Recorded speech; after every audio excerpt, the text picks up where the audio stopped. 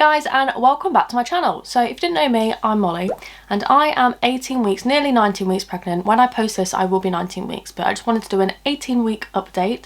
There's so much that's happened. So I think I last updated you guys around everything properly when I was about 12 weeks. So a lot's happened since then. First of all, I just want to run through the symptoms kind of things that I've had. So I ran through everything up until week 12. So this is week 12 to 18. So I haven't experienced this a lot this week. So I get a lot of sciatica in like the bottom of my back going into my bum and my leg. Now I've kind of figured a way how to manage this. So if I go to the gym or swimming, it completely stops it for like a week or so. So I've found like a managing technique with that. The next one is energy levels. Wow. So I feel the past few days or past week or so, my energy levels have risen, but so on my days off I like to cram everything in, and I've always kind of been like that. So on my day off last week I cleaned all upstairs, I did all the housework, I went to the gym, and I just did lots of little bits that I plan on during the week, and by the time it comes to me finish cleaning I was exhausted and I just needed to nap. So I can kind of feel my body now telling me to slow down. So I'm going to have to start listening to my body. I know I am. I'm one of those people who's always on the go, and I'm going to have to start slowing down because it is making me absolutely exhausted. So normally like today I've woken up and my energy levels are brilliant, but I know it'll get to like in a couple of hours time and I'll just be knackered. So that's one thing. If you guys don't like going into too much detail, then skip this bit. But constipation. So I don't know if I actually put this in my last video. So when I was quite early in the pregnancy I suffered with constipation really bad, to the point where everything they was giving me wasn't working and I had to go to hospital.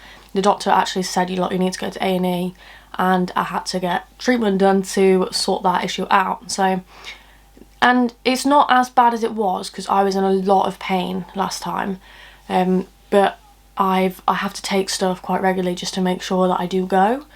And it's not the end of the world because what I take works, but yeah, it's not great. I was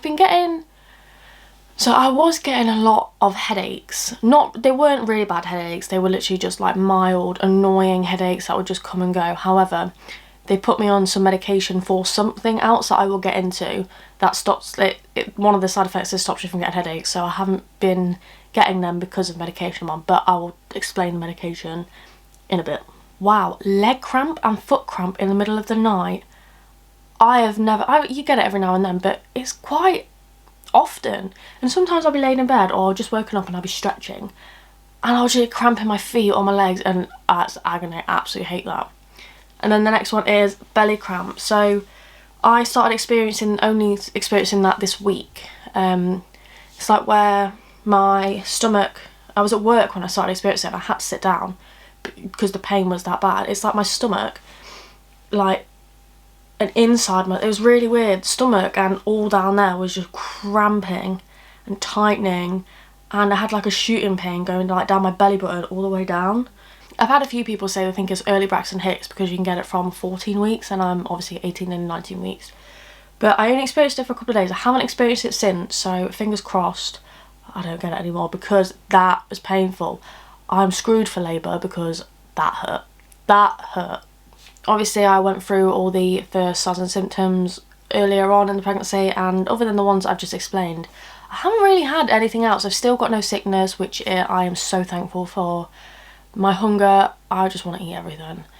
But that's just me anyway. Other than that, there's not really any more symptoms really. So now we get into all the complicated stuff. Tried to put this in order.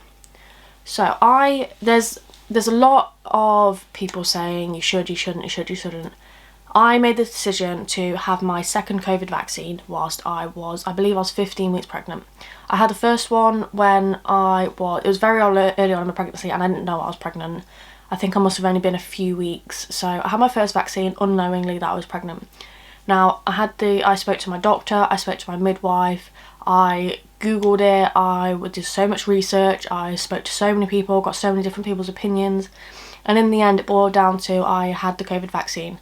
Purely for the fact is there was so many facts and figures that if you get COVID during the third trimester of your pregnancy, it can cause all these things. So it can cause like early labour, miscarriages, it can cause so much.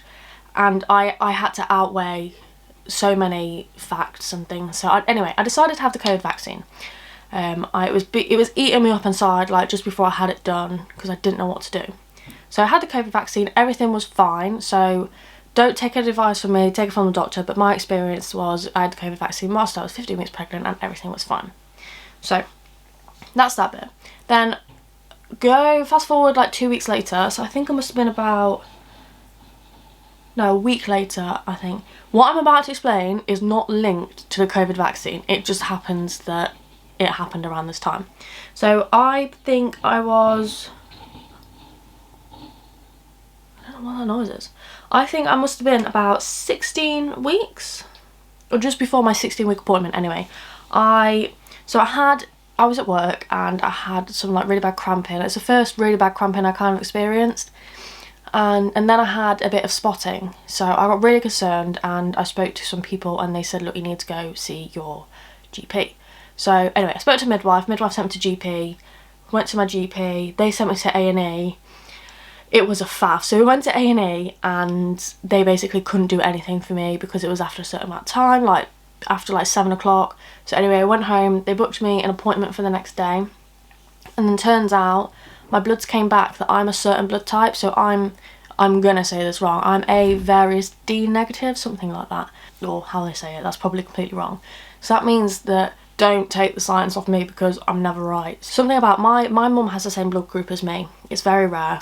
And so anyway, I got her blood group, and when you have this blood group and you have a baby inside you, if it's not anti-D,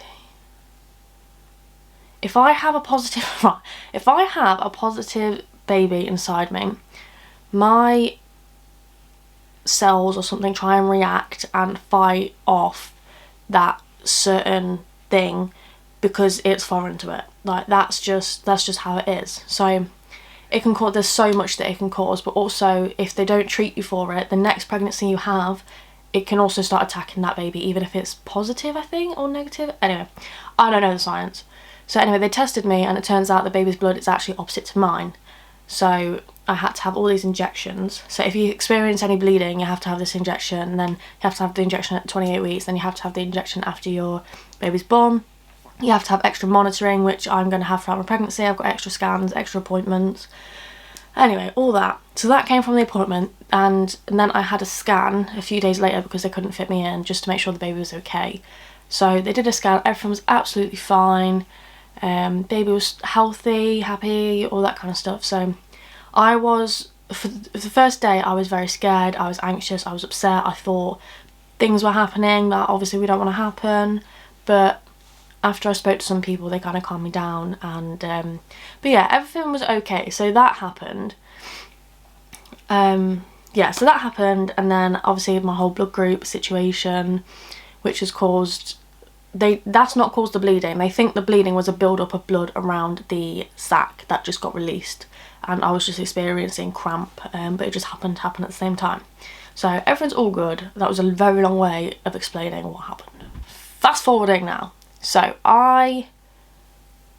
not fast forwarding, this all came from, so I had a consultant appointment just after all this had happened, and they had to take some family history, and because of some family history I've got to take aspirin, so many milligrams of aspirin every day to prevent preeclampsia, because preeclampsia runs through the family and I've got a high chance of getting it. So that's the medication part that I'm talking to you about that stops my headache. So obviously I'm taking 2 lots of aspirin a day. It's a very, very, very low dose. So literally all it does is thins the blood a little bit to make sure that the blood gets through the umbilical cord. Sorry, mate, brain fog. So the blood gets through the umbilical cord properly and just overall helps stuff. Taking aspirin doesn't affect the baby at all. So that's that. And then I had my 16-week appointment. So at my 16-week appointment, I didn't know what to expect. I spoke to a friend, she explained everything to me, how to, what happens at 16-week appointment, so thank you for that. That calmed my nerves. So they listened to the baby's heartbeat. They were quite shocked at how easy and strong the heartbeat was to find, because she said normally, she said before you did it, don't get your hopes up and don't worry if we can't hear it yet. on the, because it wasn't a scan, it was just a Doppler thing. But anyway, so we heard the heartbeat, that was amazing. But then she tested my urine and she found sugars in my wee. Now, since speaking to people since then, it sounds pretty common. So if you find sugar in your urine and so much of it, then you get put through a test, I think, to see if you have gestational diabetes. Now, also gestational diabetes, I've had members of my family who's had that too, so they took that into consideration. So at my 20-week appointment, which is in a week or so, they've got to test my urine again, and if they find sugar in my urine, then they have to do a test to see if I've got gestational diabetes, pretty much. But I have spoken to people since, and they've said that they've had sugar in the urine and their gestational diabetes tests have come back negative, and they've just had sugar throughout the whole pregnancy. So it is pretty normal by the sound of it, so I'm not worrying too much. Personally, I don't obviously know what it's like to have diabetes, gestational diabetes, but I don't feel like that's an issue. I don't feel like it's an issue. Whoa, hiccup. But yeah, I don't feel like it's an issue at all. So fingers crossed, everything's okay, but we will find out more a little bit later. So other than that, I've not really got much to say. We've got some updates on, I say we've got some updates, I think we have some updates on what's going on with me and Luke, where we're going to be. We've got so much going on, like stress at the minute is just, so we will probably do a video soon, like explaining everything that's going on, explaining what we're doing, where we're going to be, what we're going to be doing, that kind of thing. So, and everybody keeps asking me, no, we do not have a name yet. Unfortunately, we don't have a name. We can't agree on one. Another thing I would say as well, so I've started to feel the baby moving.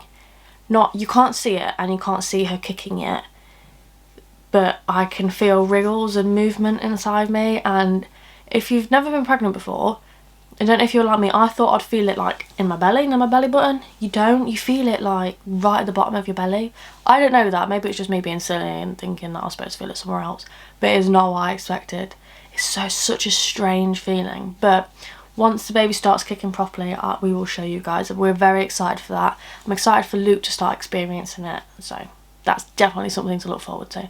That is it from me. I don't think I've got anything much more to say. So if you enjoyed this video, hit that like button. If you haven't already, don't forget to subscribe, and I will link my Instagram down here somewhere. So if you want to go follow me, you've got any questions, comment them down below, ask me on Instagram. But yeah, I'm all ears. If you want to follow my pregnancy journey, that would be absolutely amazing. I want to do so many more pregnancy videos. I want to do a birthing vlog, that kind of thing. So stay tuned and follow our little family growing.